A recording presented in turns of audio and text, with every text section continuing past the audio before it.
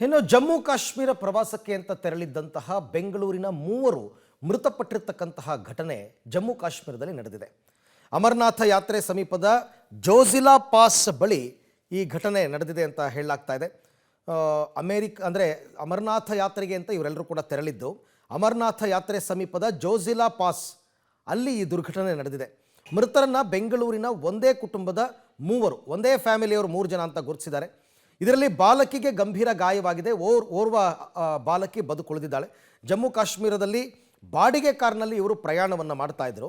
ಬಾಲಕಿಗೆ ಗಂಭೀರ ಗಾಯಗಳಾಗಿದೆ. ಜಮ್ಮು ಕಾಶ್ಮೀರದಲ್ಲಿ ಬಾಡಿಗೆ ಕಾರ್ನಲ್ಲಿ ಇವರು ಹೋಗ್ತಾ ಇದ್ರು.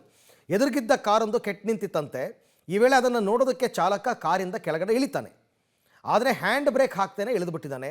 ಹೀಗಾಗಿ ಕಾರು ಸೀದಾ, ಇವರೆಲ್ಲ ಹಿಂದೆ ಕೂತಿದ್ರಲ್ಲ, ಸೀದಾ ಹೋಗಿ ಪ್ರಪಾತಕ್ಕೆ ಬಿದ್ದುಬಿಟ್ಟು ಈ ದುರಂತ ಸಂಭವಿಸಿದೆ.